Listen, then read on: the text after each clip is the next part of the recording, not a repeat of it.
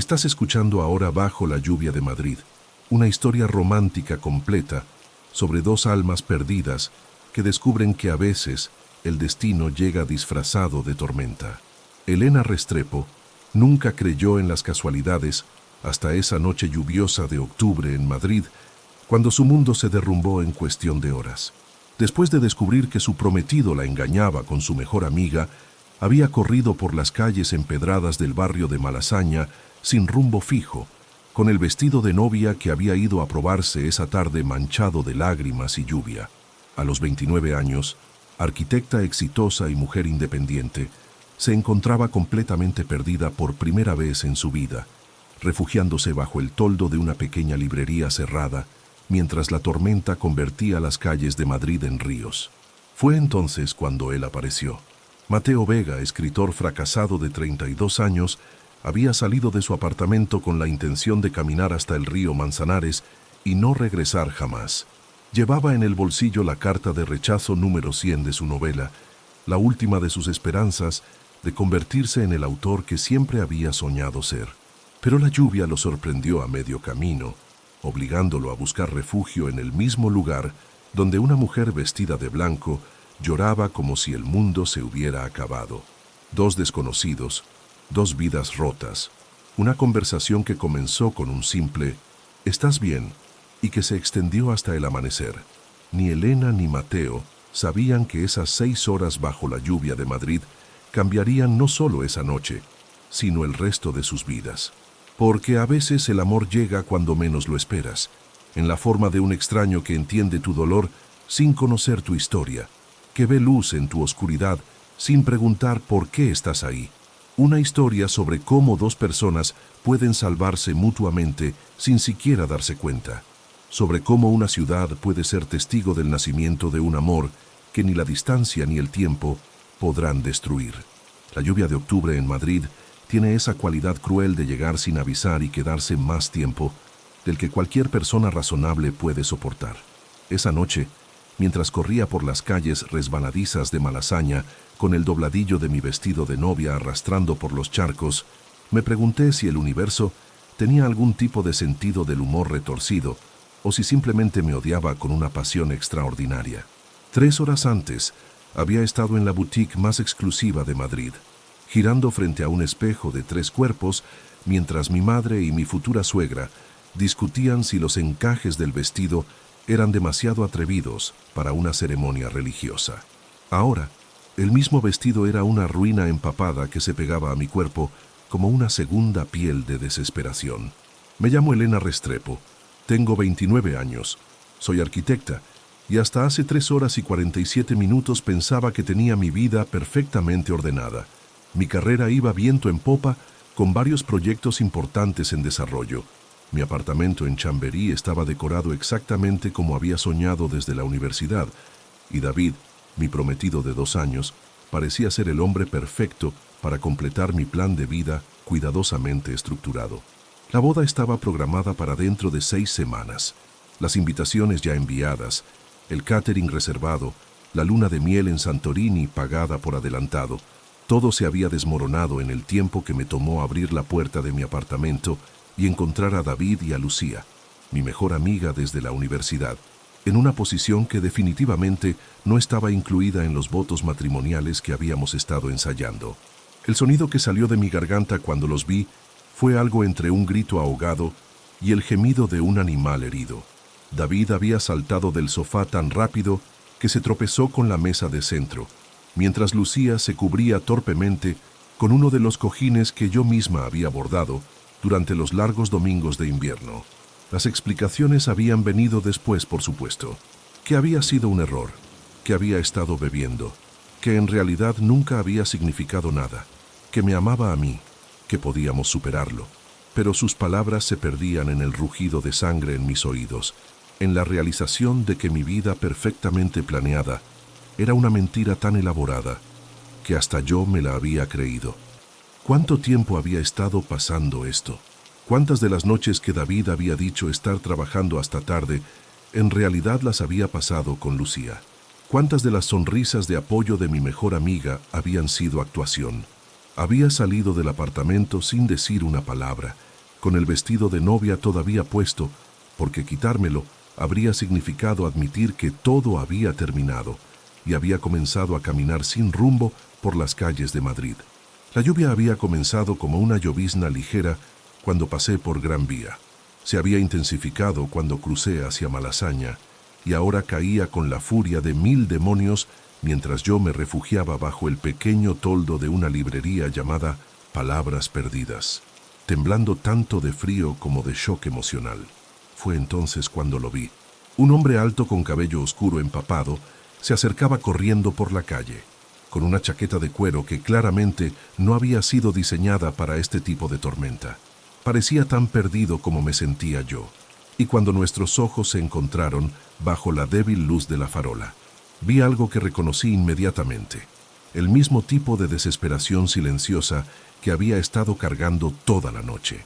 Se detuvo a unos metros de mí, claramente debatiendo si era apropiado compartir el pequeño refugio con una extraña que estaba vestida de novia y llorando en plena calle.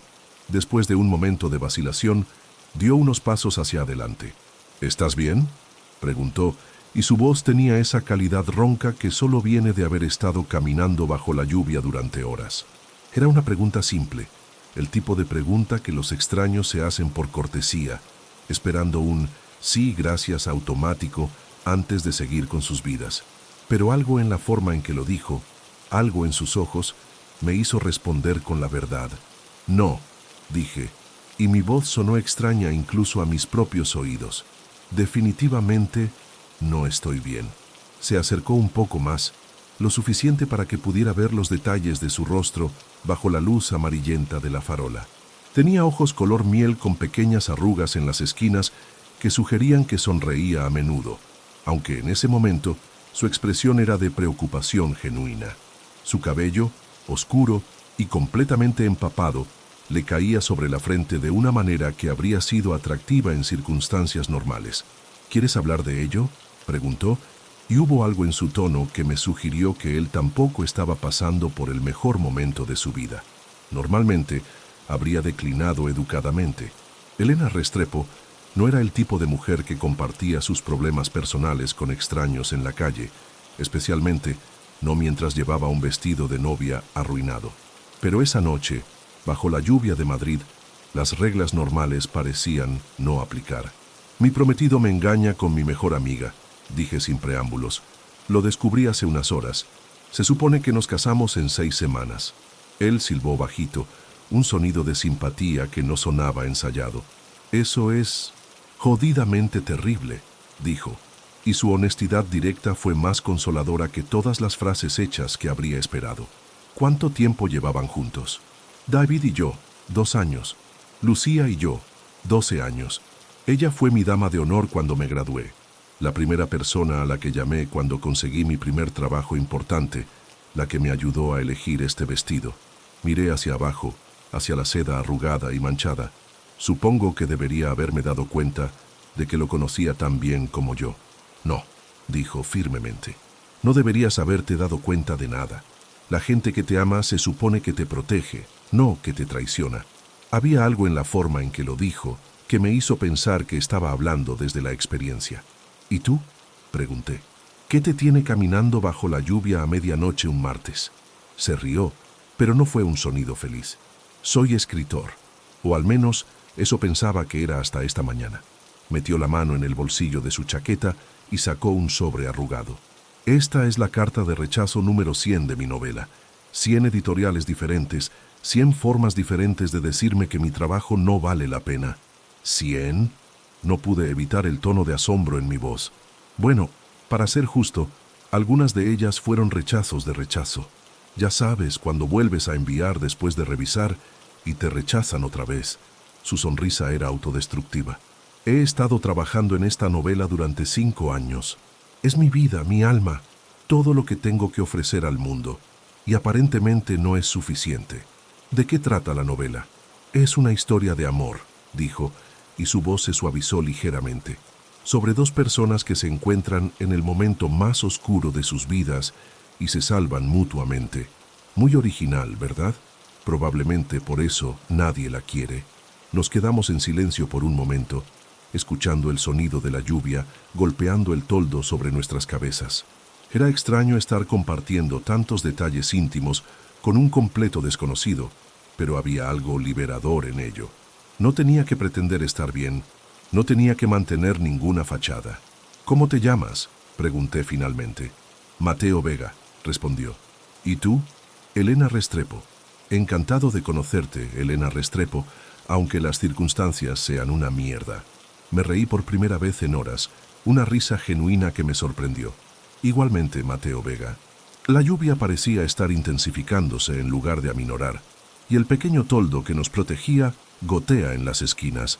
Mateo miró hacia el cielo y luego hacia mí. ¿Vives cerca de aquí?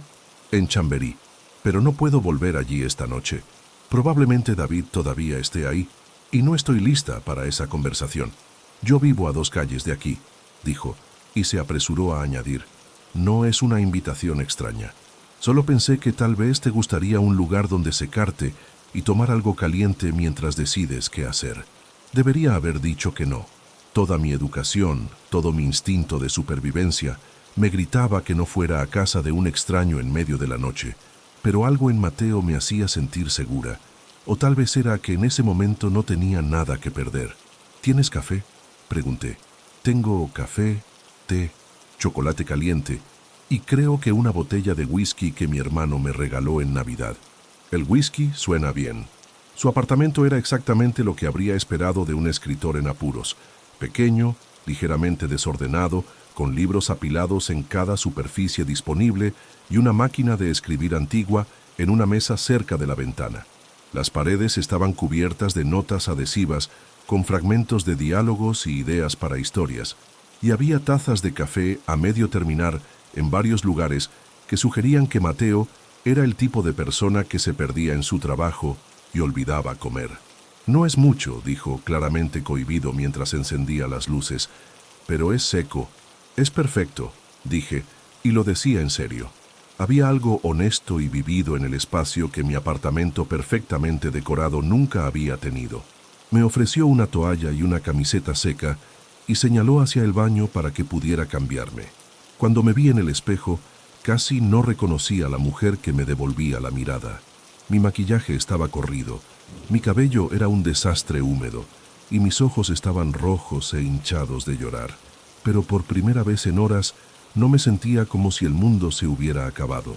Cuando salí del baño, Mateo había preparado 2 tazas de café y había sacado la botella de whisky. Se había cambiado también, y ahora llevaba una camiseta gris y jeans, con el cabello todavía húmedo pero ya no goteando. ¿Te sientes mejor?, preguntó. Sí, gracias. Me senté en su sofá, acurrucándome en una esquina. Tu apartamento es muy... tú. ¿Qué se supone que significa eso? Auténtico, como si realmente vivieras aquí, no como si fuera un escenario montado para impresionar a la gente. Bueno, considerando que nunca traigo gente aquí, supongo que tiene sentido. ¿Nunca traes gente? Soy medio ermitaño, admitió, sentándose en el otro extremo del sofá. Mi hermano dice que paso demasiado tiempo solo con mis personajes ficticios. ¿Tu hermano vive en Madrid también? En Barcelona. Es médico, exitoso, casado, 2 hijos perfectos. Básicamente todo lo que mis padres esperaban que fuera yo. Tomó un sorbo de café y añadió un chorro generoso de whisky. ¿Tienes hermanos? Soy hija única. Mis padres pusieron todas sus esperanzas y expectativas en mí, lo cual explica por qué he pasado toda mi vida tratando de ser perfecta. ¿Y cómo va eso? Miré hacia abajo, hacia la camiseta prestada y mis piernas desnudas. Obviamente, de maravilla. Se rió, y el sonido llenó el apartamento de una calidez que no tenía nada que ver con la calefacción. ¿Puedo preguntarte algo?, dijo después de un momento. Claro. ¿Realmente amabas a David? ¿O amabas la idea de David? La pregunta me tomó por sorpresa, principalmente porque era exactamente lo que había estado evitando preguntarme a mí misma. Esa es una pregunta muy perspicaz para un desconocido. Los escritores somos buenos observando a la gente. Es una deformación profesional. Pensé en su pregunta mientras tomaba un sorbo de café con whisky. Era fuerte y cálido, y me hizo sentir más humana de lo que me había sentido en horas. Creo que amaba la estabilidad que representaba, admití finalmente. David era predecible, confiable. Nunca me sorprendía, pero tampoco me decepcionaba. O eso pensaba. Eso no suena como amor, suena como una sociedad comercial. ¿Y tú qué sabes del amor?, pregunté, aunque no con malicia. Dijiste que eres medio ermitaño. Estuve enamorado una vez, dijo, mirando hacia la ventana, donde la lluvia seguía golpeando el cristal. Se llamaba Carmen. Nos conocimos en la universidad. Estuvimos juntos 3 años. Pensé que era mi alma gemela, que entendía mi sueño de ser escritor, que me apoyaría en los momentos difíciles. ¿Qué pasó? Se cansó de esperar a que tuviera éxito. Dijo que tenía que elegir entre ella y mi escritura, que no podía seguir viviendo con alguien que perseguía sueños imposibles. Su voz era calmada, pero pude ver el dolor que todavía llevaba. Elegí la escritura. ¿Te arrepientes? No de la elección, pero sí de haber perdido el tiempo con alguien que nunca realmente me entendió. Carmen quería que fuera exitoso, pero no porque creyera en mi trabajo. Lo quería porque el éxito habría hecho su vida más fácil. Como David conmigo, dije, entendiendo por primera vez algo que había estado evitando reconocer. David nunca leyó ninguno de mis proyectos arquitectónicos. Decía que era muy técnico para él, que no lo entendería, pero nunca lo intentó siquiera. ¿Y Lucía? Lucía conocía cada detalle de mi trabajo. Solía quedarse despierta conmigo cuando tenía deadlines imposibles, me traía café, me daba consejos sobre diseños. Mi voz se quebró ligeramente. Por eso duele tanto. Ella realmente me conocía. Los mejores amigos a veces son los que pueden hacernos más daño, dijo Mateo suavemente, porque conocen exactamente dónde atacar. Nos quedamos en silencio por un momento, cada uno perdido en nuestros propios pensamientos. Afuera, la tormenta parecía estar calmándose gradualmente, aunque la lluvia seguía cayendo. ¿Puedo leer algo de tu novela?, pregunté de repente. Mateo casi se atragantó con su café. ¿En serio? En serio. 100 editoriales pueden estar equivocadas, o pueden tener razón y mi trabajo puede ser objetivamente terrible. Solo hay una forma de averiguarlo. Se levantó y fue hacia una caja llena de manuscritos impresos que estaba en una esquina de la habitación. Sacó uno y me lo entregó con la cautela de alguien que está a punto de mostrar su alma desnuda. Es la primera versión, dijo nerviosamente. Desde entonces he hecho muchas revisiones, pero esta es la que más me gusta. Tomé el manuscrito y leí la primera página. La historia comenzaba con una mujer corriendo bajo la lluvia, y por un momento pensé que era una coincidencia extraña. Pero mientras seguía leyendo, me di cuenta de que la protagonista era una arquitecta que había descubierto que su vida perfecta era una mentira. Mateo, dije después de leer las primeras 5 páginas, ¿cuándo escribiste esto? ¿La primera versión? Hace 2 años. ¿Por qué? Porque esta mujer, su historia, es muy parecida a lo que me pasó esta noche. Se acercó y miró por encima de mi hombro hacia las páginas que había estado leyendo. Ah, esa parte. Sí, supongo que hay similitudes. Pero esa escena la escribí después de ver a una mujer corriendo bajo la lluvia una noche. Llevaba un vestido blanco y parecía como si su mundo se hubiera acabado. Me inspiró a crear a Isabella. ¿Cuándo fue eso? Hace 2 años, en octubre. Estaba caminando de vuelta a casa después de otra noche terrible en el bar donde solía trabajar. Un escalofrío me recorrió la columna vertebral. Hace 2 años, en octubre, David y yo tuvimos una pelea terrible. Había descubierto que me había mentido sobre algo relativamente menor, pero me dolió tanto que salí corriendo de su apartamento. Llevaba un vestido blanco que había comprado para una cena importante. ¿Corriste por Malasaña? Sí. Nos miramos el uno al otro, procesando la imposibilidad de la coincidencia. ¿Crees que...? Comenzó a preguntar. No lo sé, dije, pero es extraño, ¿no? Muy extraño. Seguí leyendo, y mientras más avanzaba en la historia, más me reconocía en Isabella. No solo en los eventos específicos, sino en sus pensamientos, sus miedos, la forma en que había construido su vida alrededor de expectativas externas en lugar de sus propios deseos. Mateo, esto es increíble, dije después de leer unas 20 páginas. No entiendo cómo 100 editoriales pudieron rechazarlo. ¿Lo dices en serio o solo estás siendo amable? Lo digo completamente en serio. Tu escritura es hermosa. Los personajes se sienten reales. La historia es envolvente. Es exactamente el tipo de libro que me gustaría leer. Pero todas las editoriales dijeron, las editoriales cometen errores todo el tiempo. Algunos de los libros más famosos del mundo fueron rechazados docenas de veces antes de ser publicados. Vi algo cambiar en su expresión, como si una chispa de esperanza que había estado enterrada comenzara a brillar de nuevo. ¿Realmente crees que podría tener una oportunidad? Creo que tienes que seguir intentándolo. Y creo que necesitas encontrar las editoriales correctas, las que publican este tipo de historia. He intentado con todas las que se me ocurrieron. ¿Has intentado con editoriales independientes? ¿Editoriales pequeñas que se especializan en literatura contemporánea? No muchas. Me concentré principalmente en las grandes. Esa podría ser tu error. Las editoriales grandes están buscando el próximo bestseller, algo que puedan mercadear fácilmente. Las editoriales pequeñas a menudo están más interesadas en la calidad literaria. Pasamos la siguiente hora hablando sobre su novela, sobre diferentes estrategias para encontrar la editorial correcta, sobre cómo había escrito ciertas escenas. Era claro que Mateo tenía talento real, que su trabajo tenía la profundidad emocional y la honestidad que muchos libros comerciales carecían. ¿Puedo preguntarte algo personal?, dije cuando el reloj marcó las 3 de la mañana. Después de todo lo que hemos compartido esta noche, no creo que haya nada demasiado personal. ¿Por qué estabas caminando hacia el río cuando comenzó la lluvia? Su sonrisa se desvaneció, porque después de 100 rechazos, empecé a pensar que tal vez todo el mundo tenía razón, que estaba persiguiendo un sueño imposible, que era hora de rendirme de la manera más definitiva posible. Mi corazón se detuvo. Mateo, estabas pensando en no hacer nada permanente, se apresuró a decir, solo desaparecer por un tiempo, ir a algún lugar donde nadie me conociera y nadie esperara nada de mí. Pero eso habría sido una pérdida terrible, para el mundo, para las personas que te aman, para todos los lectores que algún día van a adorar tu trabajo. No me conocías hace 4 horas. ¿Cómo puedes estar tan segura? Porque en 4 horas has mostrado más compasión, inteligencia y talento genuino que muchas personas que he conocido durante años.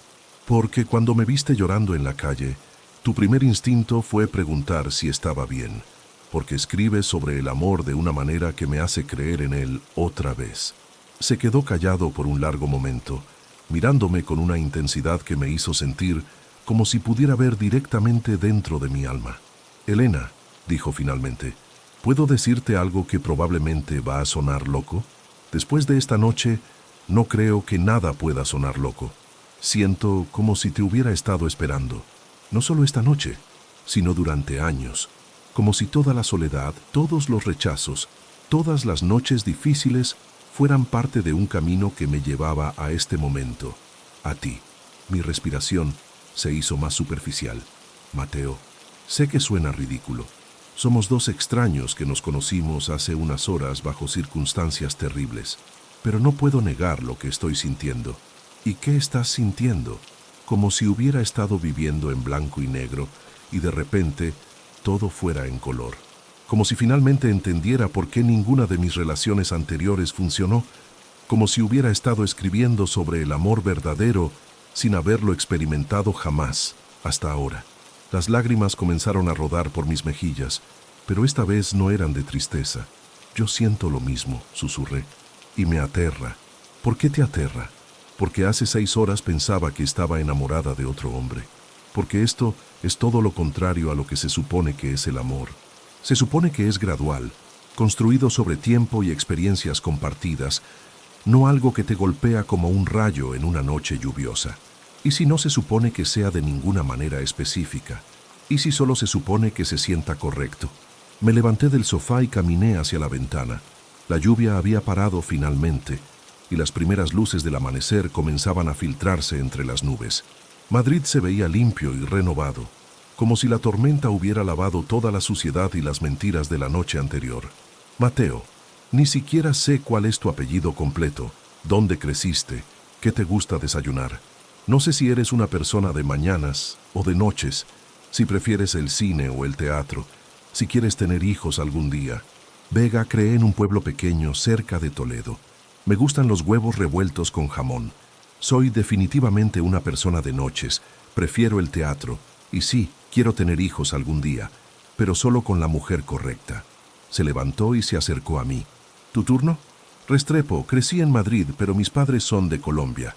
Me gusta el café solo con tostadas con tomate. Soy una persona de mañanas. Amo tanto el cine como el teatro, y pensé que no quería hijos hasta que conocí a alguien que me hizo imaginar cómo sería crear una vida con él.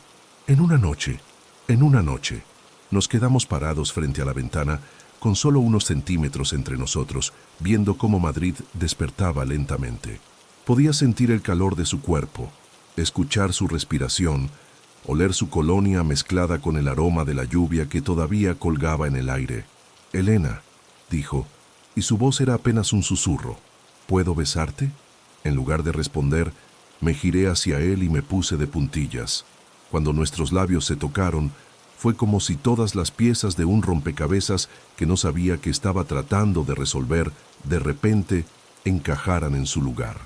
El beso fue suave al principio, tentativo, como si ambos estuviéramos probando la realidad de este momento imposible, pero luego se profundizó, y fue como si toda la pasión y la conexión que habíamos estado construyendo durante la noche finalmente encontraran su expresión física. Cuando nos separamos, ambos estábamos temblando. «Wow», murmuré. «Sí, wow», acordó, apoyando su frente contra la mía. «¿Qué hacemos ahora?», pregunté. «Ahora», dijo, «creo que necesitamos descubrir cómo hacer que esto funcione en el mundo real». Los siguientes días pasaron en una bruma de mensajes de texto constantes, llamadas telefónicas que duraban horas y encuentros para café que se extendían hasta convertirse en cenas.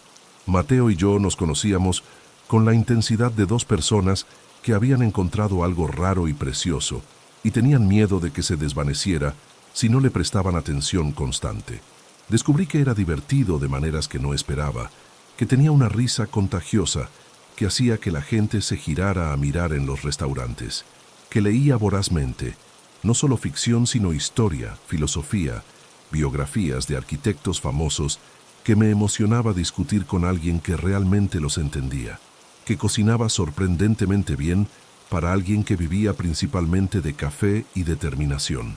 Él descubrió que yo era más aventurera de lo que parecía en la superficie, que tenía opiniones fuertes sobre todo, y no tenía miedo de defenderlas, que podía perderme durante horas en un museo o una galería de arte, que hacía listas obsesivas para todo, pero era capaz de improvisar cuando las circunstancias lo requerían.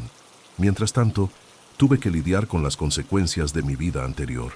David había estado llamando y enviando mensajes constantemente, alternando entre disculpas desesperadas y enojo porque no respondía a sus intentos de comunicación. Lucía había aparecido en mi oficina, llorando y suplicando perdón, diciendo que había sido un error terrible y que valoraba nuestra amistad más que cualquier hombre. Pero por primera vez en mi vida, sus opiniones y expectativas no dictaban mis decisiones. Había encontrado algo que me hacía feliz de una manera que no había experimentado jamás, y no estaba dispuesta a sacrificarlo por las personas que me habían traicionado. Fue Mateo quien me ayudó a encontrar la fuerza para tener las conversaciones difíciles, quien me sostuvo mientras lloraba por la pérdida de la amistad que había definido gran parte de mi vida adulta, quien me recordó que merecía amor verdadero, no la imitación que había estado aceptando. 3 semanas después de esa noche lluviosa, estaba sentada en el mismo café donde había tenido mi primera cita real con Mateo, esperando a que David llegara para nuestra conversación final. Cuando lo vi entrar, con esa expresión familiar de seguridad en sí mismo ligeramente afectada por la incertidumbre, me di cuenta de lo poco que realmente lo había conocido. «Elena», dijo, sentándose frente a mí con la cautela de alguien que no está seguro de su recepción. «Gracias por acceder a verme». «Necesitaba cerrar esto apropiadamente», dije. «Ambos merecemos eso. ¿Has estado pensando en lo que hablamos? ¿Sobre darme otra oportunidad?»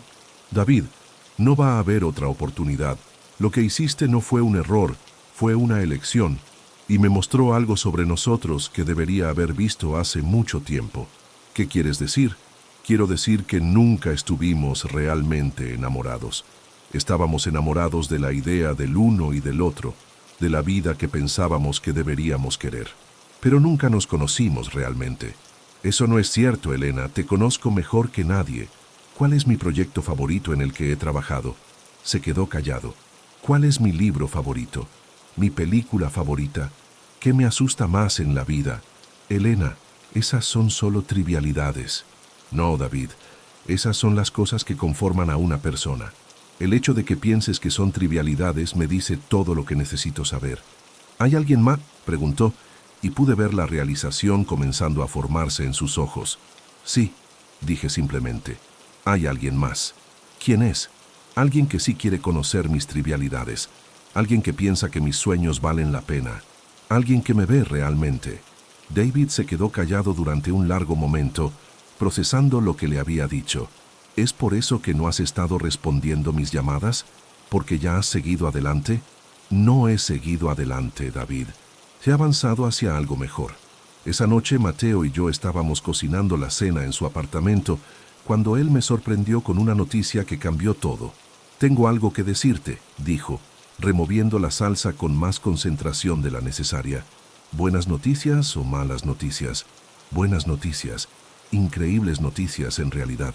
¿Qué pasó? Una de las editoriales independientes que contacté después de nuestra conversación quieren publicar mi novela. Dejé caer la cuchara que había estado usando para probar la ensalada. ¿En serio? En serio. Se llama Libros del Corazón. Son pequeños, pero tienen una buena reputación. La editora dice que mi historia la hizo llorar y que cree que hay un mercado para este tipo de narrativa emocional. Mateo, eso es increíble. Me lancé hacia él y lo abracé tan fuerte que casi derramó la salsa. Estoy tan orgullosa de ti. No habría pasado sin ti, dijo, devolviéndome el abrazo. Tu confianza en mi trabajo me dio el valor para seguir intentándolo. Tu talento te dio el éxito. Yo solo te recordé que lo tenías. Hay algo más, dijo, y su voz se puso seria. ¿Qué? Quieren que haga una gira de promoción. Varias ciudades en España. Posiblemente algunos eventos en Latinoamérica si el libro va bien. Eso es maravilloso, Mateo. Es exactamente lo que necesitas para lanzar tu carrera. Pero significa que voy a estar viajando durante meses. Y sé que acabamos de encontrarnos, que esto es todo muy nuevo. ¿Estás preocupado de que no pueda manejar una relación a distancia? Estoy preocupado de que te des cuenta de que has estado viviendo en una burbuja romántica y que cuando la realidad se interponga, podrías cambiar de opinión sobre nosotros. Me aparté ligeramente para poder mirarlo a los ojos. Mateo Vega, ¿realmente piensas que soy tan superficial? No, no es eso. Es solo que todo esto ha sido como un cuento de hadas, y los cuentos de hadas no siempre sobreviven al mundo real. Tienes razón, dije, y vi pánico en sus ojos antes de que continuara. Esto ha sido como un cuento de hadas, pero no porque no sea real, sino porque finalmente encontré a la persona correcta. Y las personas correctas hacen que el mundo real se sienta mágico. ¿Estás segura? Estoy segura de que quiero que sigas tu sueño. Estoy segura de que voy a extrañarte terriblemente. Y estoy segura de que cuando regreses, voy a estar aquí esperándote. ¿Y si conozco a alguien más en el camino? ¿Y si tú me haces la misma pregunta? Entonces supongo que vamos a tener que confiar el uno en el otro. Supongo que sí. La gira promocional de Mateo duró 4 meses, y fueron los 4 meses más largos de mi vida, pero también los más reveladores. Hablábamos todos los días, a veces durante horas, compartiendo detalles de nuestros días, nuestros pensamientos, nuestros miedos. Él me contaba sobre las librerías que visitaba, las personas que conocía, las ciudades que exploraba. Yo le contaba sobre mis proyectos, mis clientes, las pequeñas aventuras que tenía explorando Madrid desde una nueva perspectiva. Y lentamente me di cuenta de que estaba construyendo una vida que me gustaba independientemente de él. No porque no lo amara, sino porque su amor me había dado la confianza para perseguir las cosas que me hacían feliz.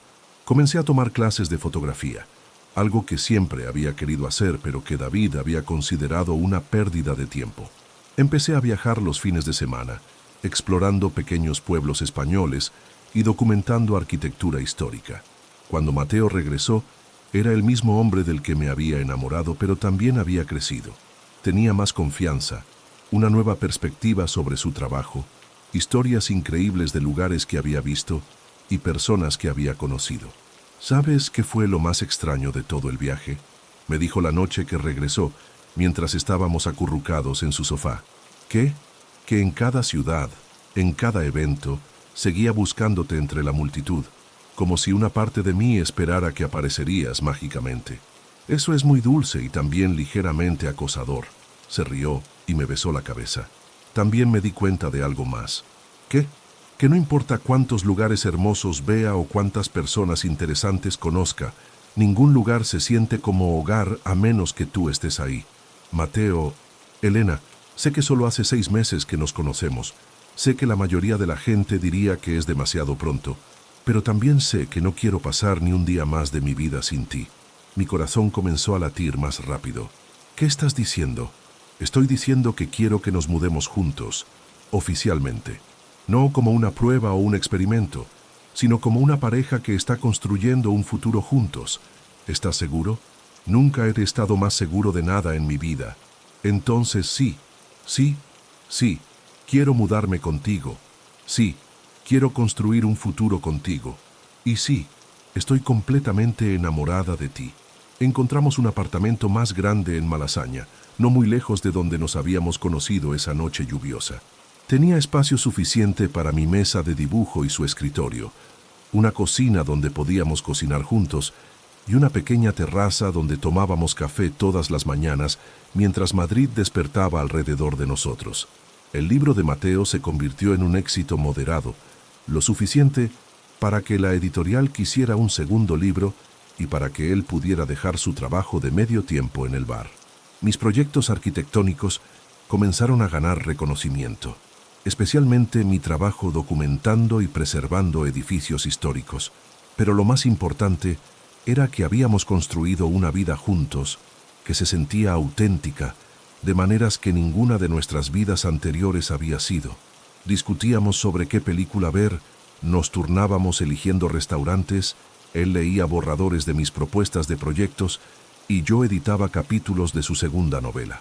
Un año después de esa noche lluviosa, estábamos caminando por las mismas calles donde nos habíamos conocido cuando comenzó a llover de nuevo. Esta vez, en lugar de buscar refugio, seguimos caminando, tomados de la mano, riéndonos mientras nos empapábamos. ¿Te acuerdas de la primera vez que caminamos bajo la lluvia aquí?, preguntó Mateo. ¿Te refieres a la noche que arruinó mi vida perfectamente planificada? Me refiero a la noche que cambió nuestras vidas para siempre. Esa también.